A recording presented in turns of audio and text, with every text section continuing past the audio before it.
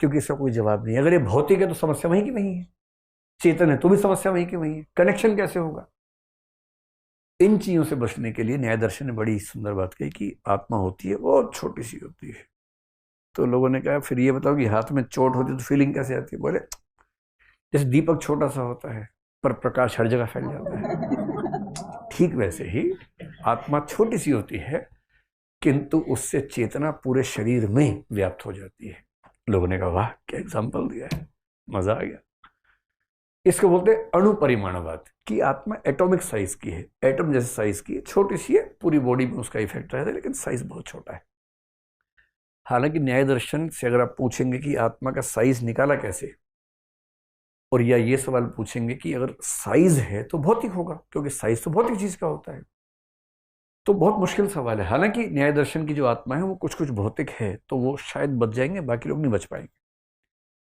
अब जैन दर्शन से लोगों ने कहा बताओ भैया बताओ आत्मा का साइज कितना है? तो मुझे नहीं पता ऐसा क्यों कहा, लेकिन उन्होंने एक नया सिद्धांत दिया जो दुनिया में किसी के पास नहीं, ये दुनिया में सबसे यूनिक विचार दिया। शंकराचार्य ने इस विचार का बड़ा मजाक बनाया। क्या विचार दिया? उन्होंने कहा कि आत्मा का जो आकार है वो शरीर के आकार के बराबर होता है। जैसे शरीर में आत्मा होती है उस शरीर के आकार की ही आत्मा हो जाती है। लोगों ने अपना माथा ठनका, बोले ठीक से समझाओ, भी नहीं समझ आ रहा हम तो। बोले सिंपल है, शरीर जितने आकार का है उसी आकार की आत्मा है। आत्मा को समझिए जैसे पानी है, जिस पात्र में जाता है उसी आकार का हो जाता है, उसी तरह से आत्मा भी जिस शरीर में जाती है उस आकार की हो जाती है। फिर समझाने के लिए बोले पिपीली का पुद्गलम प्राप्य पिपीली का भवती, हस्ती पुद्गलम प्राप्य हस्ती भवती। ये देखने में आतंकवादी वाक्य लग रहा है, बहुत आसान है, इसका मतलब बहुत आसान है। पिपीली का होती है चींटी, पुद्गल का मतलब शरीर, पुद्गल का मतलब भौतिक, तो यहां शरीर के सेंस में चींटी का शरीर प्राप्त होता है, पिपीली का भवती, तो आत्मा चींटी जैसी हो जाती है। हस्ती का मतलब होता है हाथी, हाथी का शरीर प्राप्त होता है तो हाथी जैसी हो जाती है। तो जो आत्मा है, आत्मा का साइज उस शरीर के साइज के मुताबिक एडजस्ट होता है जिस शरीर में वो होती है। तो लोगों ने बड़ा मजाक बनाया, बोले अच्छा इसका मतलब अगर कोई बच्चा मोटा हो जाए खा खा के, उसकी आत्मा बढ़ती जा रही है इसका मतलब तो अगर अगर शरीर से आत्मा ऐसे बढ़ेगी और इसका मतलब जब बच्चा बड़ा तो उसकी आत्मा भी बढ़ रही है साथ साथ। तो जैन दर्शन के लोगों ने कहा भैया थोड़ा ठीक से समझो ये मजाक नहीं है। लेकिन जो विस्तार है आत्मा का वो भौतिक वस्तु के विस्तार जैसा नहीं है। कैसे? जैसे ये फोन जहां है, जिस भी जगह पर है, क्या ठीक उसी जगह पर ये पेन हो सकता है? नहीं हो सकता। ये हटेगा तो पेन यहां आ सकता है। जब तक ये फोन यहां पर है ये पेन नहीं जा सकता इसके अंदर, क्योंकि दो अलग भौतिक वस्तुएं हैं। और भौतिक वस्तुओं का विस्तार एक्सक्लूसिव होता है, एक दूसरे में जुड़ नहीं सकता है। आत्मा का जो विस्तार है वो वैसा नहीं है। जैसे इस कमरे में एक लाइट, उन्हीं के एग्जांपल दे रहा हूं, उस समय लाइट नहीं होती तो उस समय दीपक होता था, तो मैं दीपक के बदले बल्ब लगा रहा हूं। इस कमरे में एक लाइट हमने ऑन की मान लीजिए, तो वो लाइट एक जगह तक रहेगी, पूरे में फैल जाएगी, पूरे में फैलेगी। फिर आपने पीछे की साइड में एक लाइट और ऑन कर दी। अब इन दोनों लाइट्स का प्रकाश एक्सक्लूसिव है या मर्ज हो गया आपस में? मर्ज हो गया। ठीक वैसे ही आत्मा का जो विस्तार है वो आपस में मर्ज होने वाला है। वो भौतिक विस्तार की तरह नहीं है, एक्सक्लूसिव नहीं है। और इसका मतलब थ्योरेटिकली उन्होंने कहा कि एक शरीर में एक से ज्यादा आत्माएं भी साथ साथ हो सकती हैं। हालांकि ऐसा होता नहीं है, पर दो आत्माओं का एक जगह पर होना, इसमें कोई कॉन्ट्राडिक्शन नहीं है, क्योंकि उनका विस्तार भौतिक वस्तु के विस्तार जैसा ना होकर के अमूर्त वस्तु के विस्तार जैसा है, चेतन वस्तु के विस्तार जैसा है।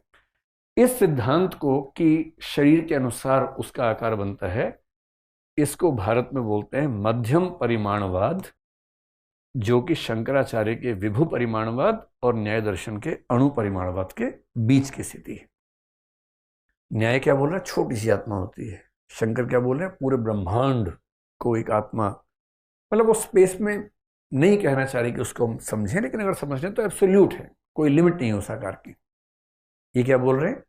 शरीर के आकार के अनुसार आत्मा होती है, और इसीलिए हाथ में भी चोट लगे तो फील होता है, पैर में लगे तो फील होता है। इसका मतलब आत्मा पूरे शरीर के साथ संपर्क में रहती है। और इसी विचार को उन्होंने मध्यम परिमाणवाद कहकर अपनी बात कन्वे की।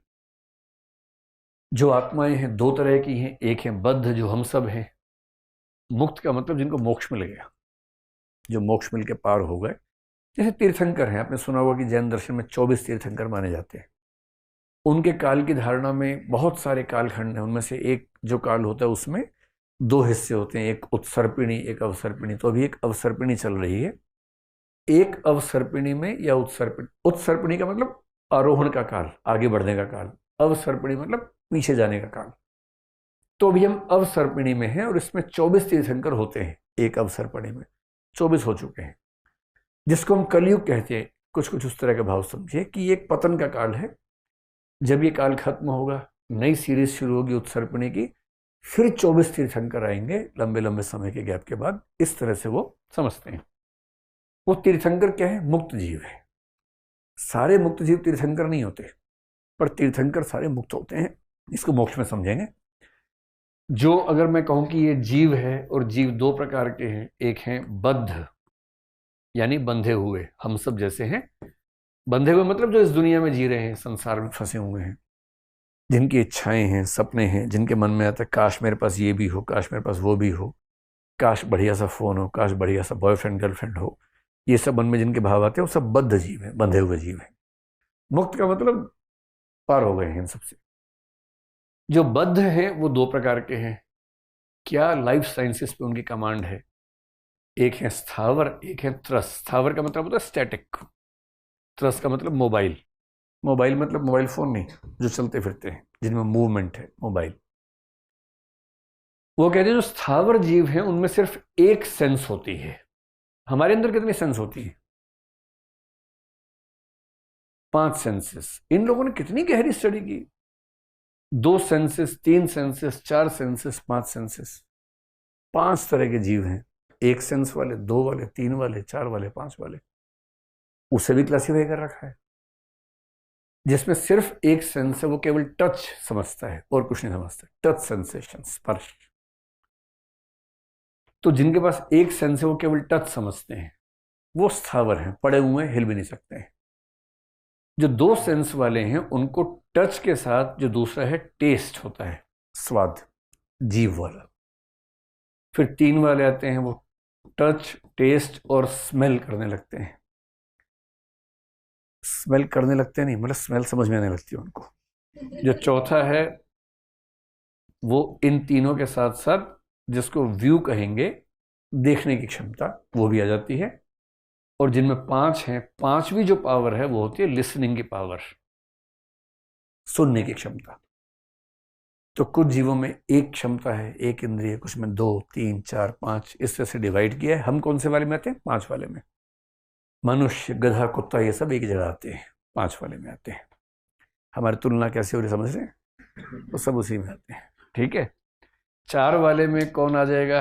जैसे जो देख भी सकते हो, देखने में मक्खी आप मान लीजिए। मक्खी पता है देख सकती है, खतरनाक देख सकती है। उसका विजन क्लियर नहीं होता हमारे जैसा, पर किसी मोमेंट को समझने में उसकी गति हमसे 6 गुना ज्यादा होती है। इसलिए जब जब आप मच्छर और मक्खी को यूं करते हैं, आप कितनी भी सावधानी से करते हैं, कितना भी दिमाग लगाते हैं, वो तुरंत उड़ जाती है। क्योंकि मूवमेंट को कैच करने में उसकी क्षमता हमसे 6 गुना ज्यादा है। लेकिन उसके विजुअल्स बहुत क्लियर नहीं होते, उसको बहुत दूर का नहीं दिखता कि आप एक कुतुब मीनार देखो तो उसको नहीं दिखेगा, कुछ आसपास के कुछ फीट का इलाका उतना ही दिखता है।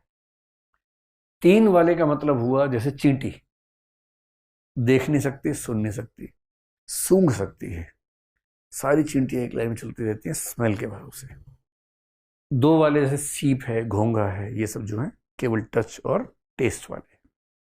और केवल टच वाले वो हैं जिनको वो पृथ्वी का एक, जल का एक, ऐसे करके 5 क्लासेस में बांटते हैं। वो लगभग जो, जिनको अब जीवित भी नहीं मानेंगे। और जैन दर्शन की एक बड़ी सुंदर बात, पैनसाइकिज्म एक विचार माना जाता है। पैनसाइकिज्म गलत शब्द हो गया यहाँ पर, वो अलग होता है। इसका मतलब ये है कि जैन दर्शन ये मानता है कि दुनिया की हर चीज में जीव होता है, जीवन होता है। यहाँ तक कि पत्थर में भी जीवन है। आप किसी जानवर को पत्थर मारेंगे तब तो वो बुरा मानेंगे ही, आप पत्थर से पत्थर मारेंगे तो भी कहेंगे कि भाई क्यों परेशान कर रहे हो। पत्थर के अंदर भी जीव हो सकता है, पृथ्वी का एक जीव हो सकता है, क्यों उसको दर्द पहुंचाते हो। तो वो इस लेवल तक की एक्सप्लेनेशन जीव के मामले में करते हैं। अब ये अंतिम बात, इसके साथ ही मेटाफिजिक्स खत्म हो जाएगी और हमारा आधे से ऊपर खत्म हो जाएगा। ये है जगत, ये संसार कैसे बना। उसके लिए उन्होंने एक शब्द का प्रयोग किया है, पुद्गल। आपको ध्यान है जो हमने इनका मेटाफिजिक्स में देखा था, एक वर्ड था पुद्गल। पुद्गल को बुद्धिस्ट लोग मानते हैं चेतना की सेंस में, जैन लोग मानते हैं मैटर की सेंस में, फिजिकल सेंस में। पुद्गल की परिभाषा ये है, पूर्यंती गलंती च, जो पूरा होता हो और गलता हो, यानी बनना टूटना जिसका प्रोसेस है उसको बोलते हैं पुद्गल। और इस संसार में जितनी भौतिक वस्तुएं हैं वो दो रूपों में हैं। जो भी पुद्गल है वो दो रूपों में दिखता है। एक दिखता है एटम की फॉर्म में, अणु, और एक दिखता है कंपोजिट्स की फॉर्म में। सोचिए कि अणु और कंपोजिट्स की बात उस जमाने में कर रहे थे।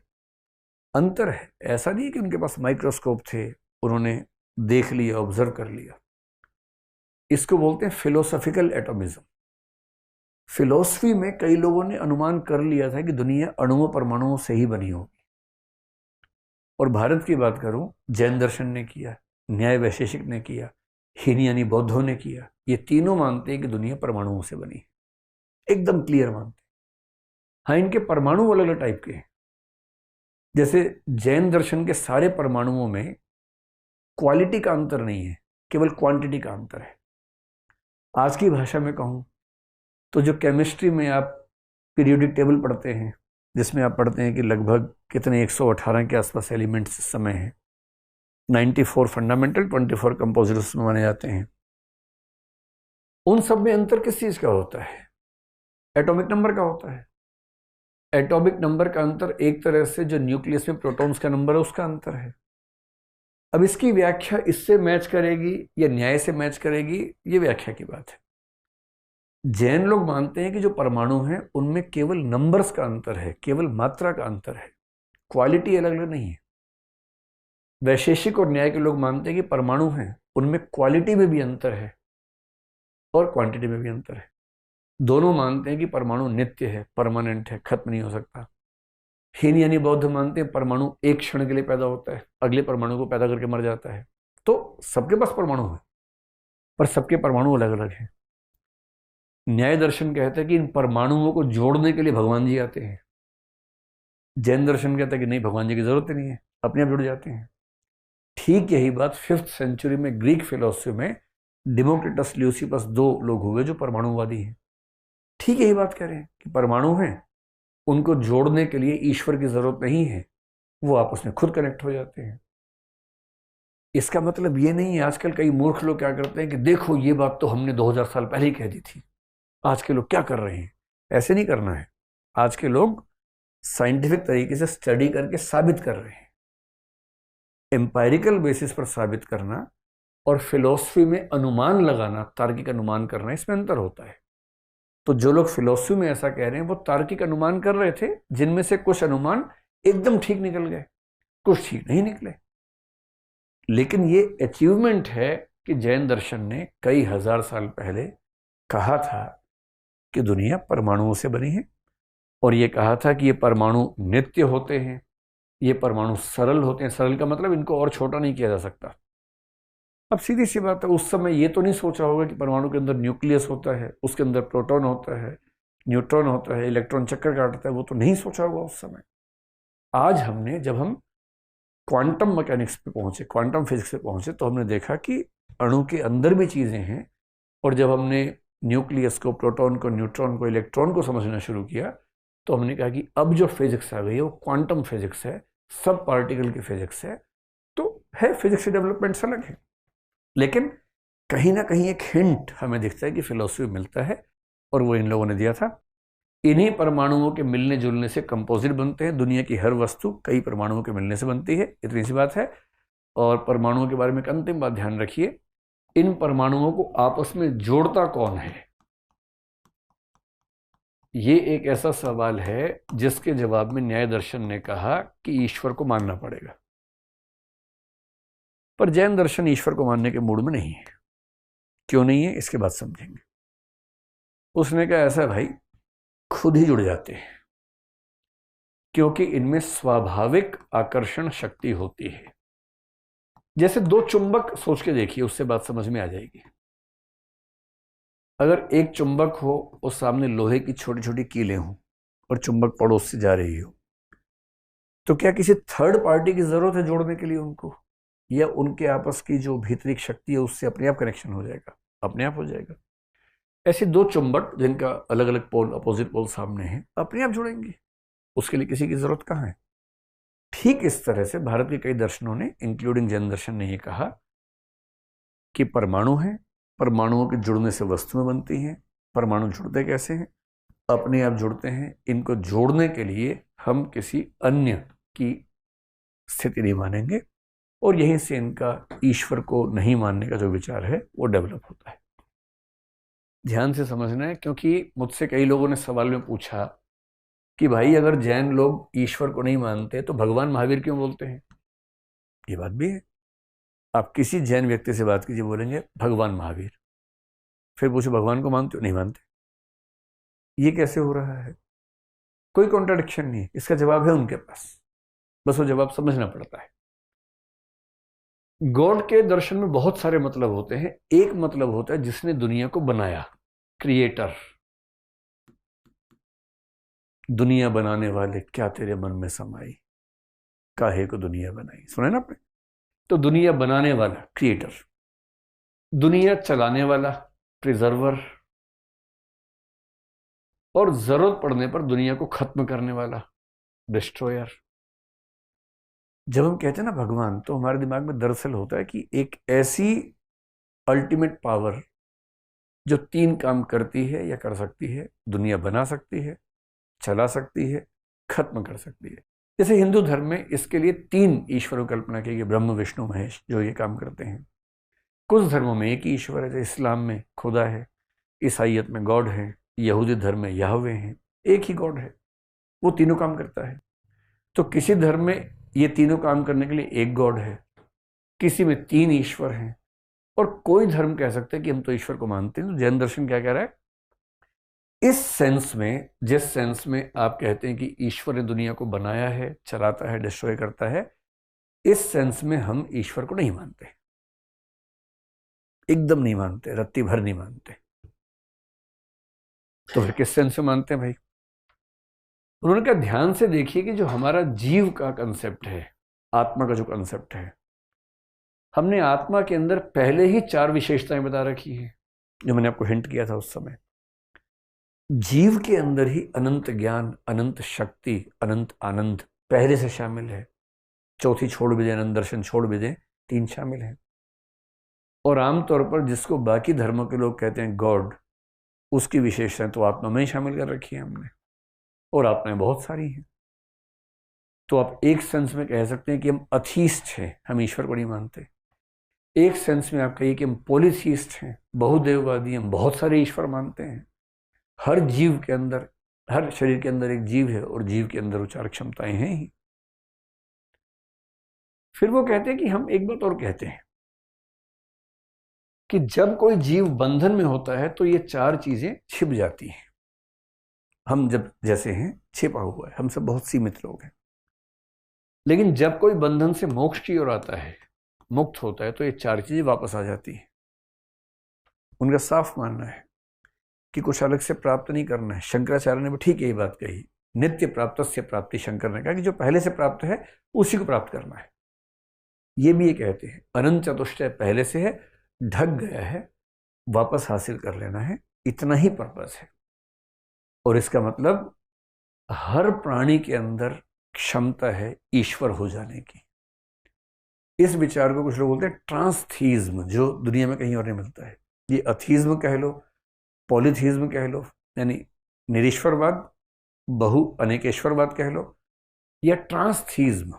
ट्रांसथीज्म का मतलब है कि ऐसे ईश्वर नहीं है, पर ट्रांजिशन से कोई भी ईश्वर बन सकता है। और फिर वो कहते हैं कि जो लोग कोशिश करते हैं, प्रयास करते हैं, वो क्या होता है, वो बन जाते हैं केवली। आपने सुना है केवली शब्द? केवल ज्ञान, अभी जिक्र आएगा उसका। केवली के लिए एक शब्द और होता है, जिन। जिन एक तो बचपन में पढ़ा होगा कि बोतल में से जिन्न निकला, वो नहीं, ये जिन है, वो जिन्न होता है। जिन का मतलब जो अपनी इंद्रियों को जीत लेता है, जो अपने ऊपर इतना कंट्रोल कर लेता है कि उसकी इंद्रियां उसके हिसाब से चलती हैं, उसका मन उससे कंट्रोल में रहता है। इसी के लिए एक शब्द और चलता है, आप देखेंगे जैन लोगों के परिवारों में आमतौर पर किसी बच्चे का नाम देखा होगा, अरिहंत। अरि मतलब दुश्मन, हंत मतलब खत्म कर देना।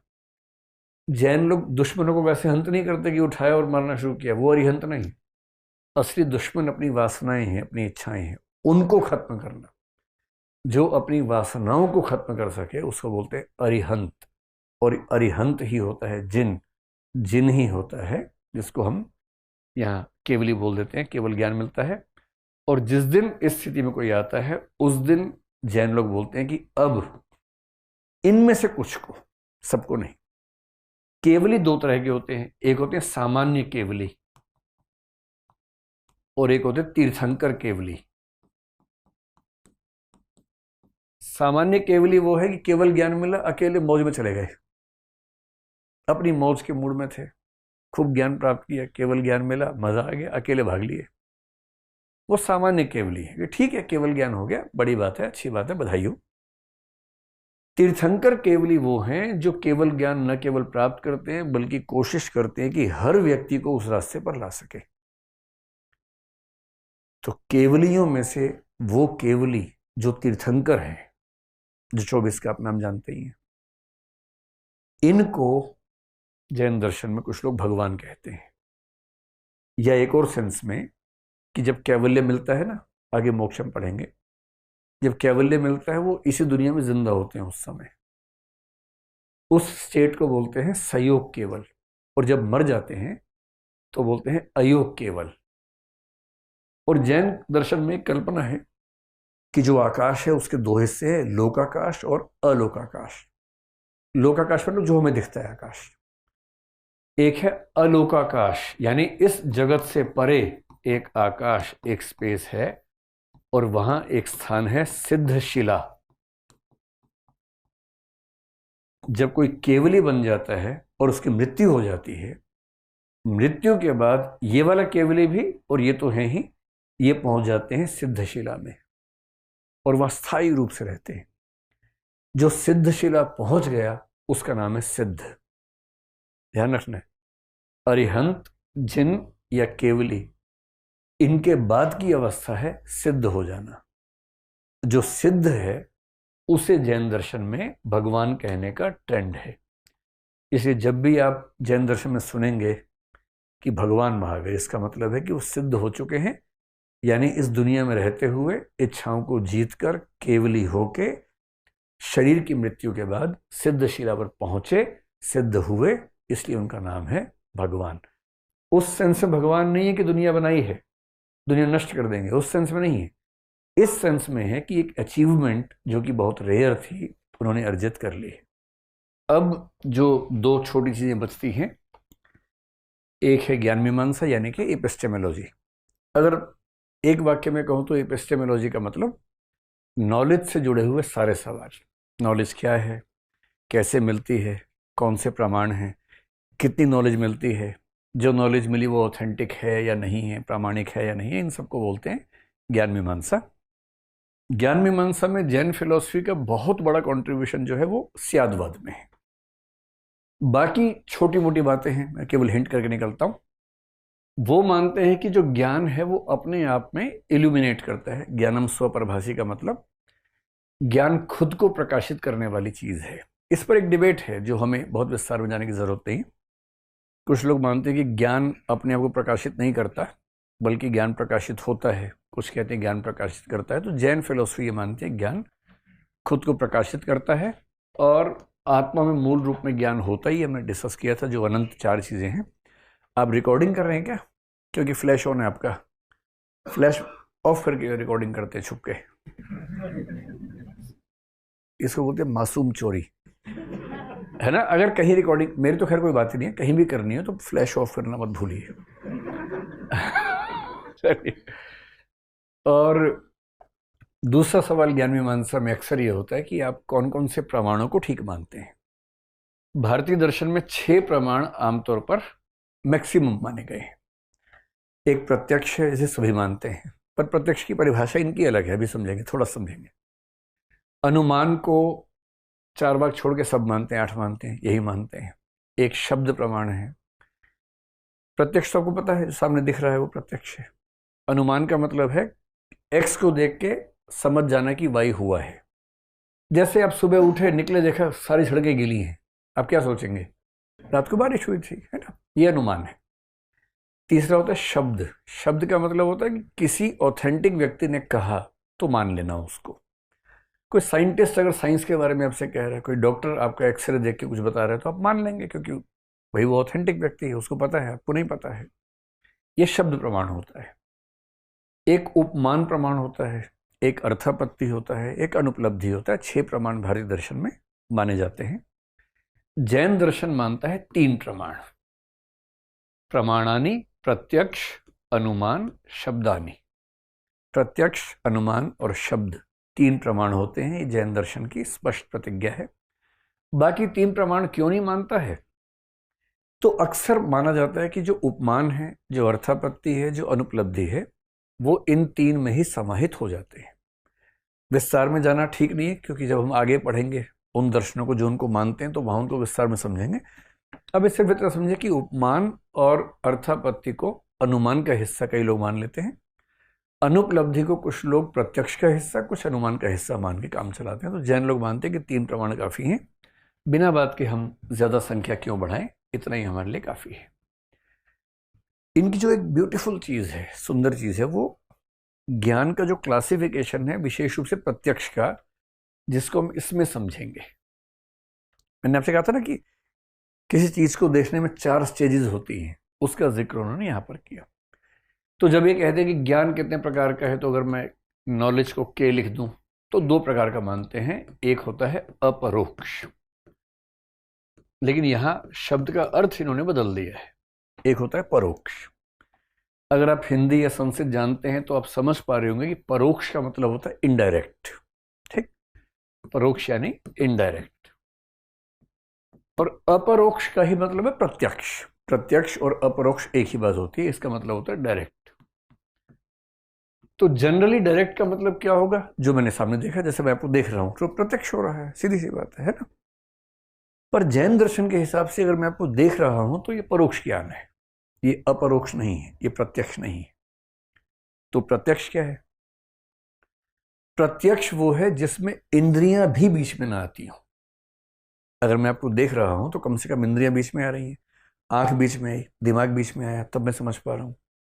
अगर आंख और दिमाग बीच में आया तो इसका मतलब कुछ बीच में मीडियम है। जिसमें कोई मीडियम ना हो वो है अपरोक्ष, यानी कि डायरेक्ट नॉलेज। और डायरेक्ट नॉलेज के उन्होंने 3 रूप बताए हैं, ये वाले: अवधि, मनः पर्याय और केवल ज्ञान। एक है अवधि ज्ञान, एक है मनः पर्याय ज्ञान, और तीसरा है केवल ज्ञान। जब कोई व्यक्ति उस रास्ते पर बढ़ता है, केवल ज्ञान के रास्ते पर, ये भारत के अधिकांश दर्शन मानते हैं, चार्वाक नहीं मानता, बाकी मानते हैं। इसका मतलब ये हुआ कि मोक्ष के रास्ते पर जब हम बढ़ते हैं, बहुत साधना करते हैं, तो मोक्ष मिलने से पहले छोटी छोटी सिद्धियां मिलनी शुरू होती हैं। आपने कहीं कहीं सुना होगा, अष्ट सिद्धि सुना होगा, नवनिधि एक शब्द सुना होगा। वो जो सिद्धियां हैं, सिद्धि का मतलब जब आप बहुत आगे के रास्ते पर जाते हैं, कुछ कुछ चीजें आपको समझ में आने लगती हैं। मसलन आपने सुना होगा कि ऐसे कुछ डॉक्टर्स हैं, आपकी वो नब्ज को छूते हैं, सब समझ जाते हैं। अभी चमत्कार की बात नहीं है, इसका मतलब है कि वो पिछले 25 साल से यही काम कर रहे हैं। और जो आदमी रोज 1000 लोगों की नब्ज देखेगा, 10-20 साल होते होते उसको नब्ज को छूते ही अंदाजा लग जाता है कि इसके साथ ये चीजें हो रही होंगी, और वो बड़ा सटीक बता देते हैं। ये एक्सपर्टीज से पैदा होता है, विजडम जो आती है। और जैसे चमत्कारों की बात कई लोग करते हैं, वो कितना प्रामाणिक है मुझे नहीं पता, लेकिन दर्शन में इसको माना गया है। तो मैं आपको बता रहा हूं कि जैन दर्शन क्या मानता है। चार्वाक छोड़ के लगभग सारे दर्शन इन बातों को मानते हैं भारत में। ये क्या है? अवधि ज्ञान का मतलब है, यहां अवधि का मतलब डिस्टेंस से है। जब ऐसा होने लगे कि आप बहुत दूर देश या दूर स्थान की चीजों को जान पा रहे हो, मसलन अगर मैं आपसे पूछूं कि इस दीवार के उधर क्या है, तो आपको पता लग गया होगा ब्रेक में, क्योंकि आप गए होंगे वॉशरूम तो आपने देख लिया होगा। पर अगर मैं आपसे पूछूं कि इस दीवार के उधर क्या है, तो आपको नहीं पता है, क्योंकि आप कोशिश करेंगे तो भी दीवार जो लाइट की रेज है वहां से टकरा के आ गई, उसके बियॉन्ड आप नहीं देख पा रहे। फिर अगर मैं आपसे पूछूं कि ये बताओ कि आज से 100 साल पहले यहां पर क्या था, आप नहीं बता पाएंगे। ये तो हिस्टोरिकल कोई सोर्स है आपके पास तो आपने देख के बता दिया, वरना नहीं बता पाएंगे। पर यदि किसी व्यक्ति के जानने के प्रोसेस में टाइम और स्पेस की दीवारें टूट जाएं, वो यहां बैठकर बता सके कि इस समय अमेरिका के इस शहर के इस घर के अंदर ये हो रहा है, जिसको मिस्टिकल लोग एस्ट्रल ट्रेवलिंग एक शब्द चलता है उसका इस्तेमाल करते हैं। ये अवधि ज्ञान है, बहुत दूर बहुत अलग टाइम की किसी चीज को जानना। जैसे कोई ये कहे कि भाई 1857 को मैंने अपनी आंखों के सामने देखा है, अवधि ज्ञान से देखा है, मैं उस टाइम में पहुंच गया था, मैं उस स्पेस में पहुंच गया था, ये अवधि ज्ञान है। मनः पर्याय ज्ञान का मतलब है किसी दूसरे व्यक्ति के मन के भीतर प्रवेश करके पढ़ लेना कि उसके मन में क्या चल रहा है। हम तो इम्पैथी जानते हैं थोड़ी बहुत, और इम्पैथी का मतलब थोड़ी क्षमताएं बढ़ाने से आप किसी के चेहरे के भाव से, बोलने के तरीके से अंदाजा लगा सकते हैं कि इसके मन में क्या चल रहा है। पर वो तो अनुमान हम कर रहे हैं ना। ये कह रहे हैं कि एक लेवल साधुओं का, मुनियों का ऐसा आता है कि वो किसी भी व्यक्ति के मन में प्रवेश करके जान सकते हैं कि उसके मन में क्या चल रहा है, एग्जैक्टली जान सकते हैं। मैं इन दोनों बातों के बारे में ना समर्थन में कुछ कह रहा हूं ना विरोध में कुछ कह रहा हूं। विरोध में इसलिए कि मैं कौन होता विरोध करने वाला, समर्थन इसलिए नहीं कर सकता कि मैंने ऐसा देखा कभी नहीं अब तक, और जिन दो चार लोगों से मेरा पाला पड़ा, मैंने 4 सवाल पूछे, वो जवाब दे नहीं पाया। उसके बाद मैं जैन दर्शन की बात नहीं कर रहा, कोई भी ऐसा व्यक्ति जब मुझे मिला, तो विरोध करने का फर इसलिए मतलब नहीं क्योंकि क्या पता कुछ लोग ऐसे होते हो जो हम नहीं जानते। तीसरा है केवल ज्ञान। केवल ज्ञान है एब्सोल्यूट। एब्सोल्यूट का मतलब आपको ध्यान होगा स्व पर्याय पर पर्याय। एक वस्तु को जानने के लिए सभी वस्तुओं को जानना है, और सभी वस्तुओं को केवल वही जान सकता है जो केवल ही है।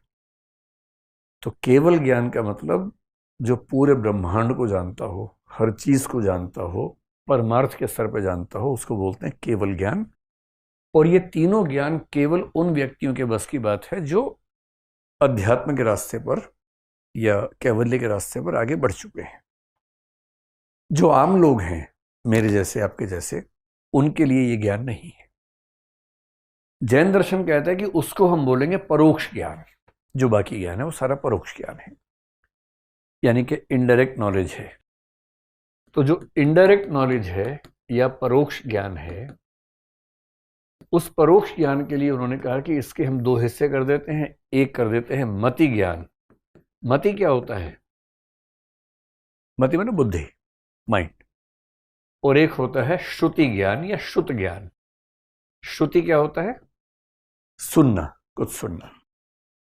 तो श्रुति ज्ञान का बेसिक मतलब वही है जिसको हमने अभी कहा था शब्द प्रमाण, कि यदि कोई प्रामाणिक व्यक्ति कहे तो मान लो उसको। जैन फिलॉसफी के हिसाब से जो जैन आगमों में बातें लिखी हैं वो श्रुति ज्ञान है, उसको मानना चाहिए। मति ज्ञान का मतलब है जैसे बुद्धि का इस्तेमाल हो। बुद्धि का इस्तेमाल हो तो उसके भी दो ज्ञान हैं। उनमें से दूसरे का नाम है अनुमान।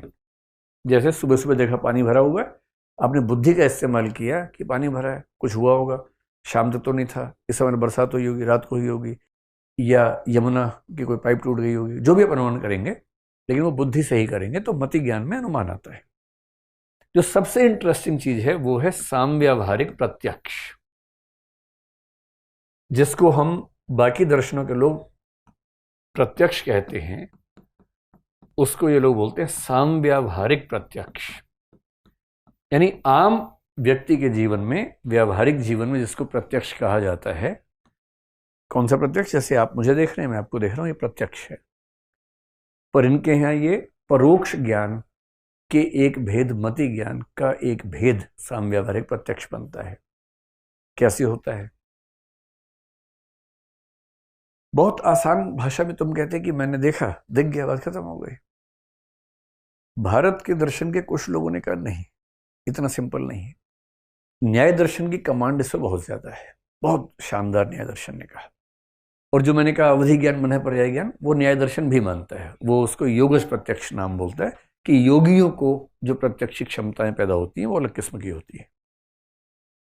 अब न्याय दर्शन ने कहा कि जब हम प्रत्यक्ष करते हैं तो उसमें दो अवस्थाएं होती हैं, एक होती है निर्विकल्पक, एक सविकल्पक, इनडिटर्मिनेट, डिटर्मिनेट।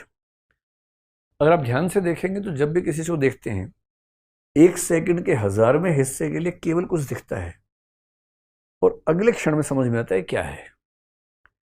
तो पहले किसी चीज का दिखना और अगले क्षण में समझ में आना कि ये क्या है। तो जब तक कुछ है दिखा, इनडिटर्मिनेट है कि है पर तय नहीं हो पाया, अगले क्षण बुद्धि ने तुरंत आपको जवाब दिया कि ये है, तो आप समझ गए कि वो ये चीज है। कभी कभी ये लंबा खिंच जाता है, जैसे शाम को गर्मियों में 8 बजे के आसपास जब अंधेरा और रोशनी दोनों होते हैं, आप कहीं रास्ते पर जा रहे हैं और आपके सामने एक काले रंग की रस्सी ऐसे गोल घूम के ऐसे मुद्रा में रखी हुई है किसी ने।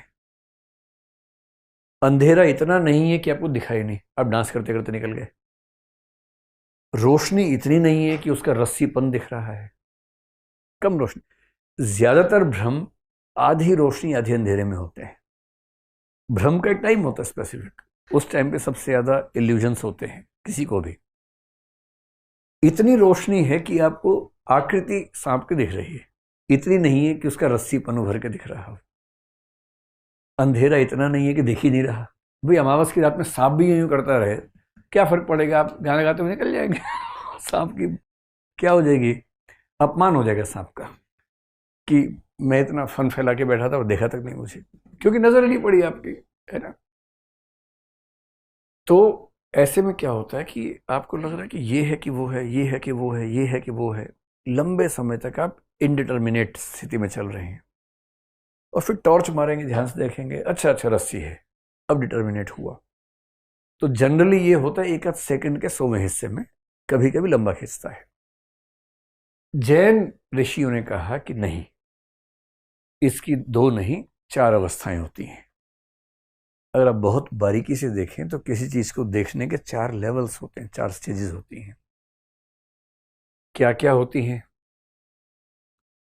वो कहते हैं, जो पहली स्थिति है उसका नाम है अवग्रह, दूसरी स्थिति का नाम है ईहा, तीसरी को बोलते हैं आवाय और चौथी को बोलते हैं धारणा। ये 4 स्टेजेस हैं। अवग्रह का मतलब वही है जिसको बोलते हैं इनडिटर्मिनेट परसेप्शन, यानी निर्विकल्पक प्रत्यक्ष।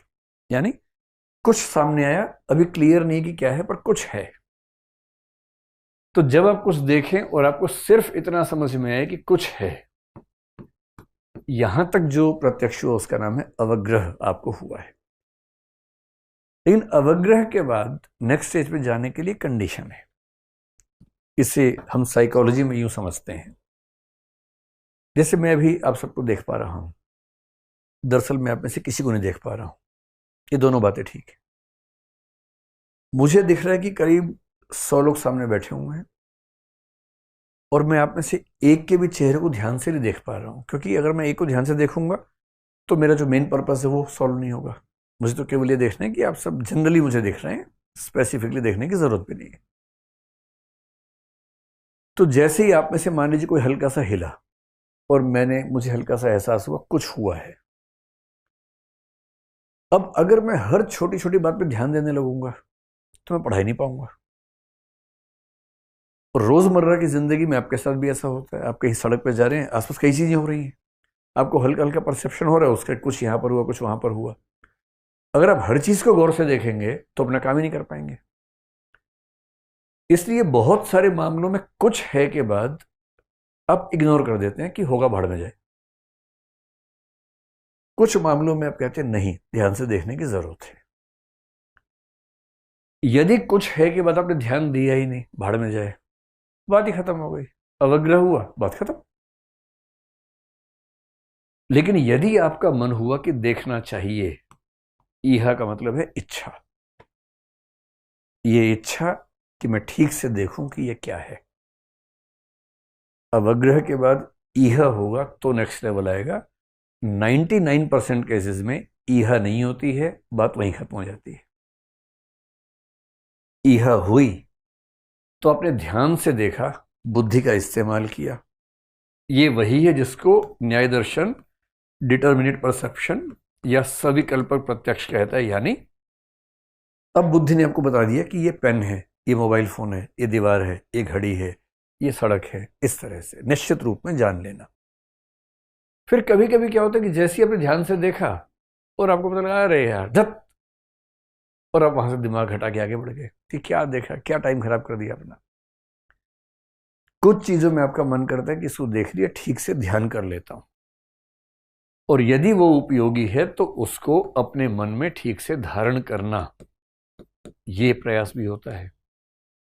इसलिए कुछ है से अपने मन में धारण करने तक के प्रोसेस में 4 स्टेप्स हैं, और इन चारों को ये साम्य व्यवहारिक प्रत्यक्ष कहते हैं। और हमेशा ध्यान रखना है, प्रत्यक्ष प्रमाण जैन दर्शन में प्रत्यक्ष का हिस्सा ना होकर के परोक्ष ज्ञान का तरीका है। प्रत्यक्ष ज्ञान में तो केवल वो चीजें हैं जिसमें इंद्रियां भी बीच में नहीं आती हैं, बुद्धि भी बीच में नहीं आती, वो होता है। अब आएंगे उस सिद्धांत पर जो इनका ज्ञान मीमांसा का सबसे सुंदर सिद्धांत है, और पूरे जैन दर्शन का सबसे सुंदर सिद्धांत अगर कोई एक है तो वो स्यादवाद है। मैंने अक्सर इंटरव्यूज में देखा, जब मैं जैन बच्चों से कहता हूँ कि बताओ दोनों में अंतर, तो वो स्यादवाद भी वही बताते हैं, अनेकांतवाद भी वही बताते हैं, घुमा फिरा के ऐसे का वैसे, वैसे का ऐसे करके काम चलाते हैं। पर दोनों में अंतर है, ध्यान से देखना है। पहला अंतर तो ये है कि अनेकांतवाद मेटाफिजिक्स में है, स्यादवाद एपिस्टेमोलॉजी में है। इसका मतलब इसका संबंध ज्ञान से है, उसका संबंध वास्तविकता से है कि क्या एग्जिस्ट करता है, क्या नहीं करता है, इसका नॉलेज कैसे होती है, इस चीज के साथ है। फिर से वही हाथी आ गया है, फिर से वही 6 आदमी आ गए। ये 6 के 6 समझने का प्रयास कर रहे हैं, और इन सब के साथ दिक्कत क्या हो रही है, इनका नॉलेज तो बहुत सीमित है। इनको लग रहा है कि इनकी नॉलेज पर्याप्त है और फाइनल है और एब्सोल्यूट है। और नॉलेज की दुनिया में क्या होता है कि हमें अपनी लिमिट्स का एहसास ना हो तो बड़ी दिक्कत हो जाती है। मुझे अपना एक दोस्त हंसराज कॉलेज में पढ़ाते हैं, हमारे एक मित्र, उस दिन पहले एक कविता उन्होंने भेजी मेरे पास 2 लाइन की। वो सुनते ही मुझे लगा कि स्यादवाद है इसके अंदर, तो है तो शेर किसी को तारीफ करने के लिए। वो किसी की तारीफ करते हुए उस शेर को पढ़ रहे थे, बड़ा सुंदर सा शेर उन्होंने पढ़ा। तो शेर ये कहा, मैंने उसको उतना देखा जितना देखा जा सकता था। कितना सुंदर है। अरे घूर रहा है बेसिकली। क्या बोलते हैं इसको, स्टेयरिंग बोलते हैं। ईव टीजिंग तो इसके बाद का स्टेप है भाई, अभी तो। मैंने उसको उतना देखा जितना देखा जा सकता था, लेकिन फिर भी 2 आंखों से कितना देखा जा सकता था। कितनी सुंदर बात है। हालांकि आंखें 2 ही होती हैं सबकी, उन्हीं से लोग देख ही लेते हैं, ऐसा क्या है। पर वो कवि कहना चाह रहे कि यार बहुत देखा, लेकिन उसके बाद जी भर के देख नहीं पाया, क्योंकि 2 आंखों से कोई कितना देख लेगा। शायद वो चाह रहे कि 6 आंखें और होती तो और बेहतर देख पाता। वो समझ नहीं पा रहा, देखने के प्रोसेस में आंखें उतनी ही चाहिए, बाकी तो दिमाग की भूमिका होती है। ये 6 के 6 लोग बेचारे वही कर रहे हैं।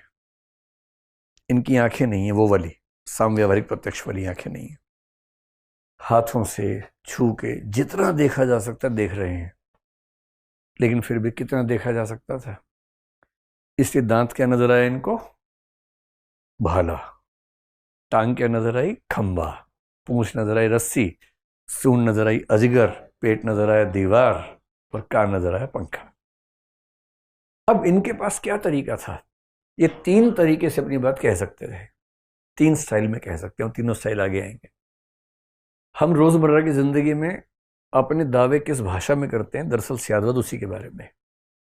जैसे इनमें से किसी एक को ले लेते हैं, जैसे ये भाई साहब हैं सूंड वाले। ये 3 वाक्य बोल सकते हैं। पहला, अजगर ही है, गारंटी है मेरी। अब रोजमर्रा देखेंगे ऐसे बहुत लोग होते हैं, बात बात पे गारंटी देते हैं। अजगर ही है, मेरी गारंटी है। दूसरा बोल सकता है, अजगर है, ज्यादा ही नहीं लगा रहा, गारंटी वारंटी नहीं दे रहा, अजगर है। तीसरा, कायदे का इंसान होगा, पता क्या बोलेगा, भाई जहां तक मैं समझ पा रहा हूं अजगर होना चाहिए, बाकी पता नहीं, दावा नहीं है, गारंटी नहीं है। ये बात केवल हाथी की नहीं है, ये बात केवल दर्शन की नहीं है, ये रोजमर्रा की बात है। जिस मामले में नहीं पता, बहुत ज्यादा हीरो क्यों बनना है भाई। और ऐसा हम अपने आसपास देखेंगे। अब तो इलेक्शन निपट गया, इलेक्शन से पहले आप देखते लोगों को, कौन जीतेगा, ये ही जीतेगा, ये जीतेगा, जीतना चाहिए। मेरे अनुमान से इनको जीत जाना चाहिए, गारंटी नहीं है ये जीतेंगे, यही जीतेगा, लिखवा लो हमसे, लिखवा लो। 3 तरह के प्राणी मिलते हैं आपको, तो उन्हीं 3 तरह के प्राणियों के बारे में सिद्धांत है स्यादवाद। और स्यादवाद क्या कहना चाह रहा है? स्यादवाद कहना चाह रहा है कि भाई जो मूल शब्द है, पहले मैं समझा दूं, स्यात शब्द है, संस्कृत में एक धातु है अस। अस धातु का विधिलिंग रूप में एक शब्द आता है स्यात, और इसका मतलब होता है शायद। अस का मतलब होता है शायद, हो सकता है, प्रोबेबली। तो जो इसका लिटरल मतलब है वो तो यही है, प्रोबेबली की सेंस में, शायद की सेंस में। पर दरअसल जैन दार्शनिकों ने इस सेंस में इसको यूज किया नहीं है, इसलिए बड़ा कंफ्यूजन हो जाता है। और लोग मान बैठते हैं कि स्यादवाद स्केप्टिसिज्म यानी कि संदेहवाद है, या एग्नोस्टिसिज्म यानी कि अज्ञेयवाद है। एग्नोस्टिसिज्म अब थोड़ा समझेंगे, जो आप उससे पूछ रहे थे ना, यहां उसका जिक्र आएगा। पहले मैं थोड़ा बताता हूं कि ये कहना क्या चाह रहे हैं, फिर इन दोनों से कंपैरिजन कर लेंगे हम लोग। स्यात शब्द का मतलब भले ही ये हो, पर ये जो कहना चाह रहे हैं, इन्होंने जो इससे मतलब लिया, वो मतलब लिया सापेक्षतः, रिलेटिवली। रिलेटिवली इसका मतलब क्या है? इसका मतलब ये है कि अफ्रीका का आदमी अगर भारत में आ जाए, कल्पना कीजिए अफ्रीका में एक आदमी भूमध्य रेखा के ऊपर ही रहता है, उसका घर उसके ऊपर ही, घर के अंदर से निकलती है भूमध्य रेखा, और वो आदमी अभ्यस्त है 55 डिग्री 60 डिग्री के लिए आराम से। टेम्परेचर कितना है? 56 है, फील्स लाइक 65 चल रहा है उसके यहाँ। और उसको अचानक मौका मिला जून में दिल्ली आने का, और वो दिल्ली एयरपोर्ट से बाहर निकला, पहला वाक्य क्या बोलेगा? क्या ठंडक है यार, मजा आ गया, यहाँ अच्छा मौसम है, हिल स्टेशन है, दिल्ली हिल स्टेशन है, यहाँ ठंडक रहती है। अब एक आदमी नॉर्वे से निकला, जहां जून का टेम्परेचर 9 और 6 डिग्री के बीच में रहता है, वो भी दिल्ली आ गया, वो भी निकला एयरपोर्ट से, साथ साथ निकले एक ही फ्लाइट से दोनों। इमेजिन कर लीजिए, ये क्या बोलेगा? ये बोलेगा भट्टी है कि शहर है, ये तो पूरा भट्टी के अंदर ही आ गया मैं तो। जबकि टेम्परेचर दिल्ली का जो भी है, 45 मान लीजिए, वो तो ऑब्जेक्टिव बात है, वस्तुनिष्ठ है। आप टेम्परेचर नापने की कोई भी मशीन लगाएंगे 45 ही आएगा, अगर 45 है तो, वो ना 46 ना 44 होगा। पर उस ऑब्जेक्टिव रियलिटी का परसेप्शन, ऑब्जर्वेशन जब हम करते हैं तो अपने अपने नजरिए से करते हैं। और ये नजरिया केवल नजरिया नहीं है, इसके पीछे हमारी कंडीशंस काम कर रही हैं, हमारे एक्सपीरियंस काम कर रहे हैं। हम कौन से स्थान पे हैं, कौन से टाइम में हैं, कौन से बैकग्राउंड से हैं, वो डिपेंड कर रहा है।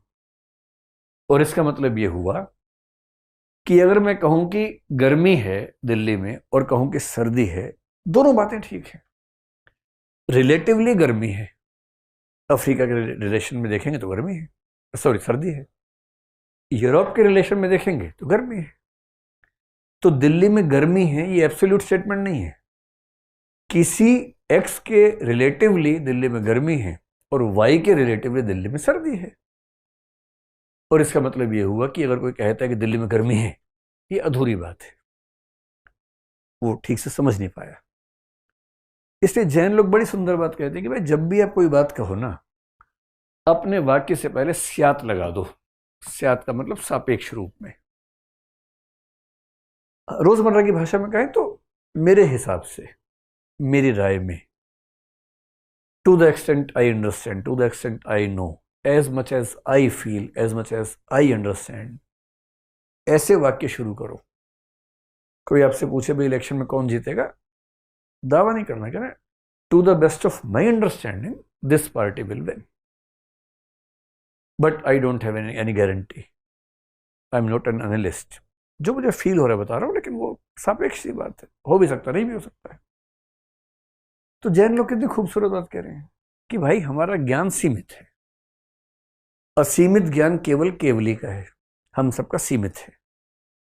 अगर ज्ञान हमारा सीमित है तो हमारी भाषा में दिखना चाहिए कि ज्ञान सीमित है। सीमित ज्ञान के साथ असीमित ज्ञान का दावा करने वाली भाषा सूट नहीं करती है। इलेक्शन से पहले कोई भी कैसे दावा कर सकता है कि ये जीतेगा ही जीतेगा? अनुमान ही तो है ना भाई। और अनुमान जब भी करेंगे अनुमान की भाषा में होना चाहिए कि मेरा अनुमान है कि ये जीतेंगे, मेरा अनुमान है कि बड़ी मेजोरिटी से जीतेंगे, बेशक ये बोल लीजिए, मेरा अनुमान है कि जीतेंगे कम मेजोरिटी से जीतेंगे, कम गैप से जीतेंगे। जो भी अनुमान करेंगे अनुमान की भाषा में करेंगे। और इसलिए जैन दर्शन ने कहा कि जब भी कुछ कहो ये कहो कि मेरी राय में सापेक्ष रूप से मुझे लगता है, प्रतीत होता है, तब आप जो वाक्य कहेंगे वो प्रामाणिक होगा, झूठ नहीं होगा, बिना बात का दावा नहीं होगा। इसको बोलते हैं स्यादवाद। अब स्यादवाद आगे थोड़ा समझेंगे, लेकिन कुछ लोगों ने आरोप लगाया कि स्यादवाद दरअसल स्केप्टिसिज्म है। तो एक विचार होता है स्केप्टिसिज्म, आपने नाम तो सुना होगा इसका कि तुम स्केप्टिकल क्यों हो रहे हो, ये तो खूब चलता है भाषा में, है ना। एक विचार चलता है एग्नोस्टिसिज्म, कई लोग इनको गलती से एक ही मान लेते हैं। बहुत बारीक बारीक अंतर होता है इन चीजों में। स्केप्टिसिज्म को हिंदी में संदेहवाद, संशयवाद कहते हैं। इसका मतलब क्या होता है, और बड़ा गहरा विचार है।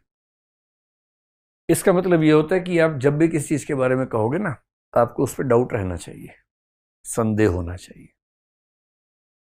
जैसे पश्चिम में 18वीं सेंचुरी में डेविड ह्यूम नाम के दार्शनिक हुए, बड़े अच्छे, वो सबसे बड़े स्केप्टिक फिलोसोफर माने जाते हैं। ग्रीक फिलोसफी में एक आदमी पायरो नाम का हुआ, PYRRHO, पायरो। ऐसा कहते हैं कि सिकंदर के साथ वो भारत आया था, या तो वो यहां से स्यादवाद सीख के गया था या यहां कुछ पट्टी पढ़ा के गया था, कुछ ना कुछ तो हुआ था उस समय। क्योंकि इस बात के प्रमाण ठीक ठाक मिलते हैं कि पायरो सिकंदर की सेना के साथ आया था, और पायरो वेस्टर्न फिलोसफी का पहला स्केप्टिक फिलोसफर है, संशयवादी है। वो तो बोलते कोई कुछ भी पूछे शुरू में शायद लगा के बोलो, कोई पूछे आपका नाम क्या है, बोलो शायद ये है, ऐसे इतना बोलता है। क्योंकि जो अनुभव के रास्ते में बढ़ते हैं, अनुभववाद के रास्ते बढ़ते हैं, वो सब मानते हैं कि दरअसल किसी भी चीज की गारंटी है ही नहीं। किस चीज की नहीं है गारंटी? जैसे इस चीज की गारंटी नहीं है कि आप सच में क्लास में बैठे हैं इस समय। मैं जानता हूं आप बैठे हैं, मुझे पता है कि आप बैठे हैं, गारंटी नहीं। क्योंकि हो सकता है कि आज से 2 दिन के बाद आप एक सपना देखें और सपने में क्लास के अंदर फिर बैठे हो, और आपको 100% वही फीलिंग होगी जो अभी हो रही है, डेसिमल में भी डिफरेंस नहीं होगा। और जब तक सपना नहीं टूटेगा तब तक आप जान ही नहीं पाएंगे कि सपना चल रहा है। और अगर वो सपना हो सकता है तो ये भी हो सकता है। मैं जानता हूं कि नहीं है, भरोसा करेगा, है ना, मैं जानता हूं नहीं, लेकिन जब आप फिलोसफी में पढ़ते हैं, मेथोडोलॉजी में, आपको रेयरेस्ट कंडीशन पे ध्यान रखनी पड़ती है। क्योंकि सपने में किसी को नहीं पता होता कि सपना चल रहा है। ये हो सकता है कि सपने में आप सोएं और सपने की नींद में दूसरा सपना आ जाए, ये हो सकता है। ऐसे केसेस हैं कि आप सपने में सोए, सपने में सपना देख रहे हैं। पर ऐसा केस नहीं मिलता कि किसी को सपने में ऑब्जेक्टिवली पता है कि वो सपना देख रहा है। कभी कभी डाउट होता है सपने में कि मैं सपना तो नहीं देख रहा। सपने में चूटी काटते हैं, सपने का दर्द होता है, फिर कहते हैं नहीं नहीं सपना नहीं, रियलिटी है, ये सब सपने में चल रहा है। तो जब हम सपने में हैं, हम जान ही नहीं सकते कि सपना चल रहा है, तो कैसे दावा कर दें? कोई आपसे पूछे भैया जाग रहे हो, आप कहेंगे शायद, क्योंकि अगर मैं सपने में हूं तो मैं जान ही नहीं सकता कि सपने में हूं। कि आप तो मुझसे सपने में ही पूछ रहे हो भाई, और मैं सपने में कह रहा हूं मैं जाग रहा हूं, कैसा गधापन हो जाएगा। शायद पायरो ऐसा खिसका हुआ आदमी था। ऐसे ह्यूम ने, ये लोग किस लेवल पे सोचते हैं, जैसे मैंने एक क्लास में डिस्कस किया था एक बार, जैसे हम बात करें कि क्या इस बोर्ड का रंग सफेद सच में है, या इस पेन का रंग क्या सच में काला है। इस बात का निश्चित उत्तर दुनिया में कोई नहीं दे सकता, कोई भी नहीं दे सकता। क्योंकि प्रकाश की किरण इस पेन से टकरा के मेरी आंख में आई, आंख को जो इनपुट मिला वो दिमाग के पास गया, दिमाग ने जजमेंट दिया काला है। ये तो हम सब समझ रहे हैं, ऐसे ही होता है। इस बात की संभावना हो सकती है कि इस पेन से आने वाली प्रकाश की किरण में कोई डिस्टोर्शन हुआ हो।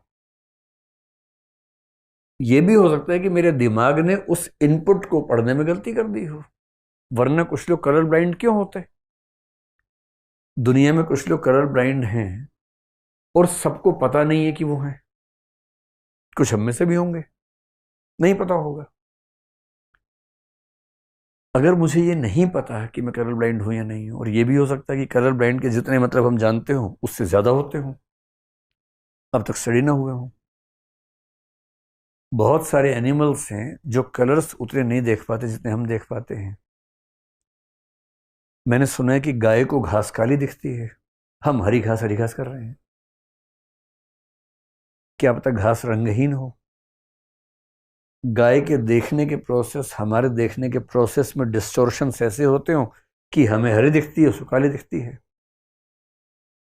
जब आप फिलोसफी में डीप जाना शुरू करते हैं तो आपको मानना पड़ता है कि हम किसी भी चीज की गारंटी दे नहीं सकते। और जो फिलोसफर कहे कि भैया कुछ भी निश्चित नहीं है, हर चीज पे डाउट करना पड़ेगा, वो होता है संदेहवादी। स्यादवाद संदेहवाद नहीं है। स्यादवाद सिर्फ इतना कह रहा है कि आप जो कह रहे हो ठीक है। जैसे हाथी वाली बात है ना, अगर वो ये कहता कि जो मैंने छुआ है वो मोटी रस्सी के समान है, कहीं कोई दिक्कत नहीं है, कहीं कोई गलती नहीं है। मोटी रस्सी है इसमें गलती है, रस्सी ही है इसमें और बड़ी गलती हो रही है। रस्सी जैसा महसूस हो रहा है, कोई दिक्कत नहीं है इसमें। जहां तक मैं समझ पा रहा हूं ये कुछ रस्सी जैसी चीज है, कहीं कोई दिक्कत नहीं है। इसलिए स्यादवाद सिर्फ इतना कह रहे कि जितना जान पा रहे हो उतना कहो, सापेक्षता की भाषा में कहो। वो ये नहीं कह रहा कि जानना संभव नहीं है या संदेह हमेशा होगा। अज्ञेयवाद और दो कदम आगे है। संदेहवाद तो कह रहा है कि डाउट होता है, अज्ञेयवाद कहता है जान ही नहीं सकते, कितना भी जोर लगा लो जानना संभव ही नहीं है। ग्रीक फिलोसफी में जॉर्जियस नाम का आदमी हुआ, आधुनिक काल में जर्मनी में 18वीं सेंचुरी में कांट बड़ा भारी दार्शनिक माना जाता है पश्चिम का, वो हुआ। ये दोनों एग्नोस्टिक लोग हैं। एग्नोस्टिक के भी दो मतलब कांट ने बताए। एक, ईश्वर के बारे में जान ही नहीं सकते, इसलिए जो कहता है ईश्वर है और जो कहता है नहीं है, दोनों गप मार रहे हैं। दोनों की गप्पें अलग अलग हैं। दरअसल ना ये जान सकता है ना वो जान सकता है। इसलिए कोई ये कहे कि मैं जानता हूं कि ईश्वर नहीं है या मैं जानता हूं कि ईश्वर है, आप उनको बोलना ज की जगह म कर दो। मैं मानता हूं कि ईश्वर है, मैं मानता हूं कि ईश्वर नहीं है, ये ठीक बात है। जानने की बात मत करो, दरअसल तुम नहीं जानते, गप्पे मत मारो, बेकार की बातें मत करो। ये कांट कह रहे। और जब कांट से पूछा कि भाई आत्मा के बारे में, बोले सेम बात है, कोई जान ही नहीं सकता आत्मा को, कितना भी दावा लगा ले। तो मैं मानता हूं कि आत्मा है, ठीक है। मैं मानता हूं कि आत्मा नहीं है, ठीक है। बुद्ध मानते हैं कि आत्मा नहीं है, परफेक्ट। जैन लोग मानते हैं कि आत्मा है, परफेक्ट है। जानते हैं में दिक्कत है, दावा करने में दिक्कत है। पूरे ब्रह्मांड के बारे में भी जो आपका सवाल था, कांट ने यही कहा, ब्रह्मांड की कोई सीमा है या नहीं, हम जान ही नहीं सकते। जब जान ही नहीं सकते तो दावा क्या करना। ब्रह्मांड असीम है, मुझे क्या पता, मैं क्या वहां तक गया हूं। अभी 10 दिन पहले एक लेटेस्ट जो चित्र आए हैं हमारे जो खगोलीय दूरबीन से, जो लेटेस्ट आकाशगंगा देखी गई है, उस आकाशगंगा तक पहुंचने में शायद कुछ करोड़ लाइट ईयर्स लगेंगे। 3 लाख किलोमीटर प्रति सेकंड से चलता है प्रकाश। उस प्रकाश को वहां पहुंचने में कई करोड़ प्रकाश वर्ष लगेंगे। प्रकाश वर्ष का मतलब है 1 साल में लाइट जितना ट्रेवल करती है, उस गति से कई करोड़ों सालों में जाके लाइट वहां पहुंचेगी। इतना दूर तक हमारी दूरबीन देख चुकी है। और ये जितने दार्शनिक, जितने धार्मिक लोग दावे ठोक रहे हैं, वो सारे के सारे पृथ्वी को केंद्र में रख के बात कर रहे हैं, क्योंकि अनुभव इतना ही हम सबका, छोटा सा अनुभव का संसार, ले दे के 70,000 साल की यात्रा पूरी, जितना समझ में आया उसी के बेस पे हमने धारणाएं बना ली अपनी अपनी, जो कि लाजमी है, ऐसी बनती है धारणाएं। अज्ञेयवाद कहता है जान ही नहीं सकते, ब्रह्मांड कितना बड़ा है जान ही नहीं सकते भैया, तो दावा मत करो ब्रह्मांड सीमित है, नहीं पता, असीमित है, नहीं पता। मैं मानता हूं कि ब्रह्मांड सीमित है, हाँ मानो। मैं मानता हूं कि सीमित नहीं है, मानो, जो मानना मानो, बस ये मत कहना कि जानता हूं। मानता हूं मैं, कोई दिक्कत नहीं। फिर कांट से किसी ने पूछा कि पेन को जान सकते हो? छोड़ो भगवान, आत्मा, संसार छोड़ो, पेन बताओ। बोले नहीं, इसको भी नहीं जान सकता,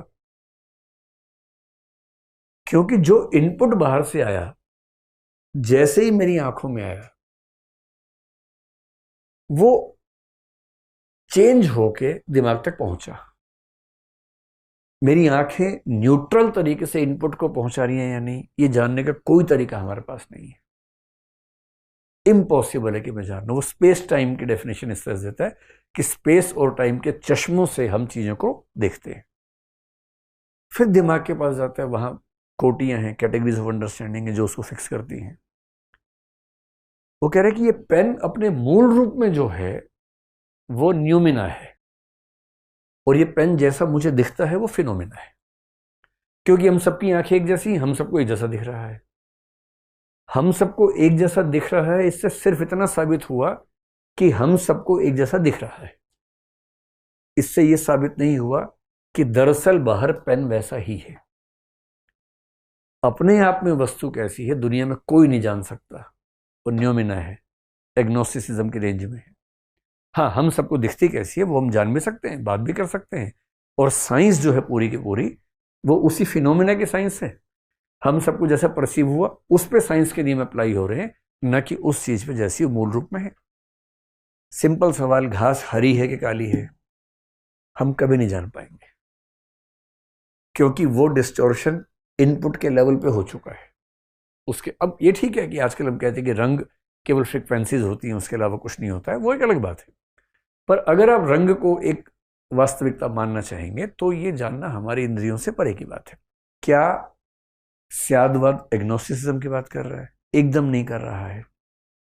स्यादवाद, जो आदमी केवली को मानता हो, केवल ज्ञान को मानता हो, वो स्यादवाद कैसे मानेगा? केवल ज्ञान का मतलब जो ब्रह्मांड में सब कुछ जानता है, जो 3 प्रमाण बता रहा है, जो साम्यवहारिक प्रत्यक्ष बता रहा है, अनुमान बता रहा है, शब्द प्रमाण बता रहा है, वो कैसे कहेगा कि जान नहीं सकते हैं? वो जानने के तरीके बता रहे हैं सारा का सारा। इसका मतलब जो भी व्यक्ति कहता है कि स्यादवाद अज्ञेयवाद है, वो मूर्ख आदमी है। जो कहता है स्यादवाद संदेहवाद है, वो भी मूर्ख व्यक्ति है। स्यादवाद केवल और केवल अगर कुछ है तो सापेक्षवाद यानी कि रिलेटिविज्म है। और रिलेटिविज्म आते ही लोग पूछते हैं क्या ये आइंस्टीन के रिलेटिविज्म से कुछ मेल खाता है? हाँ, मेल खाता है, काफी हद तक खाता है, पूरा नहीं खाता है। आइंस्टीन ने क्या कहा? आइंस्टीन ने बड़े सुंदर एग्जाम्पल दी, जिनको मैं अगर आज की भाषा में कहूं, हमारा ऑब्जर्वेशन चेंज हो जाता है हमारे सिचुएशंस के हिसाब से। यही कहा उन्होंने। सिंपल एग्जांपल, एक सवाल जो मुझे बड़ा परेशान